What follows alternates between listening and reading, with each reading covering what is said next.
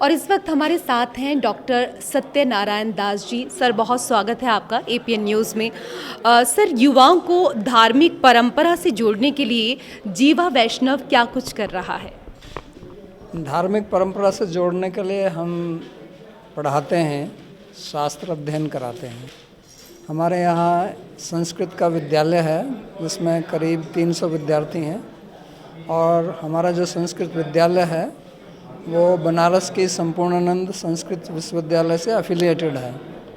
तो वहाँ हम शास्त्रीय आचार्य की डिग्री देते हैं और हमारे यहाँ शास्त्रीय संगीत भी सिखाया जाता है और मैं स्वयं पढ़ाता हूँ जिसमें देश विदेश से विद्यार्थी लोग अध्ययन करते हैं। मैं संस्कृत पढ़ाता हूँ और दर्शन शास्त्र पढ़ाता हूँ। और अभी मैंने एक नया कोर्स चालू किया है भगवद गीता हिंदी में, रोज़ 10:30 बजे कोई भी उसको ज्वाइन कर सकता है।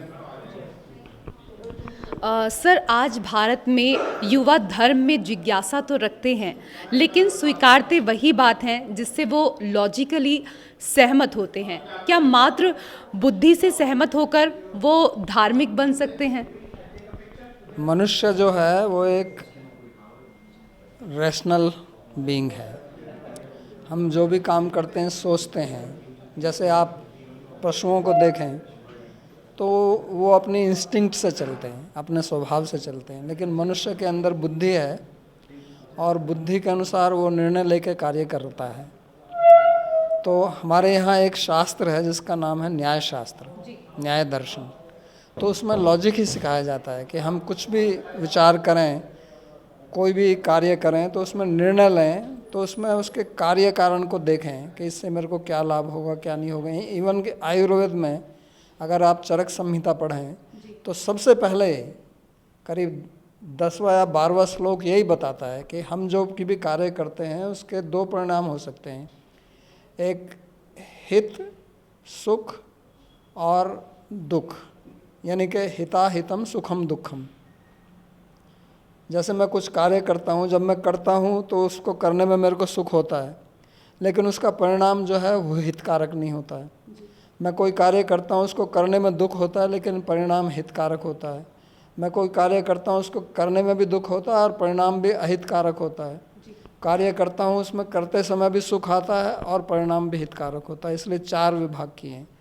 तो बुद्धिमान व्यक्ति वो है जो ऐसा कार्य करता है कि कोई भी मैं कार्य करूं उसका परिणाम जो है वो अहितकारक ना हो। तो हर एक युवा को ये अपनी बुद्धि का प्रयोग करना चाहिए और ये बुद्धि हमको स्वतः प्राप्त है, भगवान ने दी हुई हमारी बुद्धि है। यहाँ गीता में भगवान स्वयं कहते हैं बुद्धिया युक्त या पार्थ कर्म बंधम प्रहस्यसि। वो कहते हैं कि हे अर्जुन, अगर आप बुद्धि का प्रयोग करोगे तो आप कभी कष्ट नहीं उठाओगे। तो ये हमको एक सबसे बड़ी गिफ्ट भगवान ने दी हुई है, बुद्धि। अगर हम उसका उपयोग ना करें तो हम कष्ट उठाएंगे। तो ये हमारे ऊपर है। आपको मैं पैसा दूं, आप उसका उपयोग भी कर सकते हैं, दुरुपयोग भी कर सकते हैं। तो भगवान ने हमको एक बहुत बड़ी शक्ति दी है, बुद्धि। अगर हम उसका उपयोग करेंगे तो हम सुखी रहेंगे, दुरुपयोग करेंगे तो दुखी होंगे। जी बिल्कुल। और भगवान ने हमें बड़ी अच्छी चीज़ भारतवासियों को दी और वो है आयुर्वेद, जो पिछले कई सालों से हम सभी इस्तेमाल करते आ रहे हैं। कोविड के टाइम में हमने देखा कि पूरी दुनिया ने आयुर्वेद को अपने जीवन में अपनाया। आयुर्वेद को आप किस तरीके से देखते हैं और क्या कुछ संदेश देना चाहेंगे लोगों को ताकि वो अपने जीवन में आयुर्वेद को अपनाकर हमेशा स्वस्थ रहें? सबसे जो साधारण बात है, हम सब भोजन करते हैं। हमारा शरीर भोजन से ही बना हुआ है।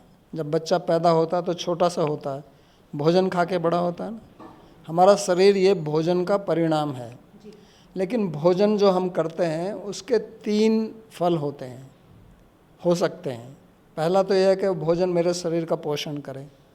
दूसरा, भोजन जो है वो एक औषध के रूप में भी कार्य कर सकता है। और तीसरा, भोजन मेरे को रोग भी दे सकता है। तो बुद्धिमानी ये है कि मैं भोजन ऐसा करूं जिससे मेरा शरीर का पोषण हो और मैं रोगी ना बनूं। आयुर्वेद हमको ये सिखाता है। ये ज्ञान आपको मॉडर्न मेडिकल साइंस में नहीं है। वहाँ आप बीमार होंगे, आपको दवाई देंगे, डॉक्टर कभी नहीं कहेगा कि ये मत खाओ, ये खाओ, वो खाओ। आयुर्वेद में जो बोला जाता है कि इस चीज़ का परहेज है, ये मत कीजिए, क्यों कहते हैं वो? क्योंकि वो खाने से हमारा रोग बढ़ेगा। तो आयुर्वेद का उद्देश्य ही ये है कि जो स्वस्थ व्यक्ति है उसका स्वास्थ्य कैसे बना रहे और जो आर्त है, जैसे बीमार है, उसकी बीमारी को कैसे दूर किया जाए। तो इसलिए मैं हर एक युवा को ये आह्वान करूँगा कि आप आयुर्वेद का ज्ञान प्राप्त कीजिए, जो हमारे भारत में बहुत सुलभ से उपलब्ध है, और इससे आपको बहुत लाभ होगा। कम से कम आप ये तो सीखें कि मेरे को क्या खाना है क्या नहीं खाना है। जैसे आपके पास में कार है, गाड़ी है, कुछ भी है, तो आपको पता होना चाहिए कि इसमें कौन सा फ्यूल डालना है। अगर आप गलत फ्यूल डालेंगे तो गाड़ी जो है चलेगी नहीं या ख़राब हो जाएगी।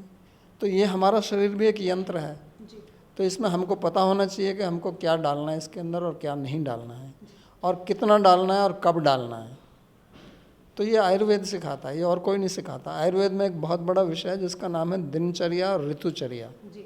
दिनचर्या का मतलब दिन में हमारा आचरण कैसा होना चाहिए, कब उठना, कब खाना, कब सोना, कितना खाना, और ऋतु मतलब सीजनल, कि गर्मी में ये चीज़ नहीं खानी चाहिए, सर्दी में ये चीज़ नहीं खानी चाहिए, बरसात के समय ये चीज़ नहीं खानी चाहिए। जो चीज़ अमृत समान है वो भी अगर हम गलत समय पर खाएंगे तो वही हमारा विष हो जाती है। तो इसलिए भोजन को याद रखिए कि उससे 3 परिणाम होते हैं भोजन के। पोषण होता है, रोग दूर होता है और रोग आता है। बहुत बहुत शुक्रिया हमसे बातचीत करने के लिए। तो हमारे साथ बातचीत के लिए मौजूद थे doctor Satyanarayan Das ji. Camera person Bhupendra के साथ रेशु त्यागी, फरीदाबाद।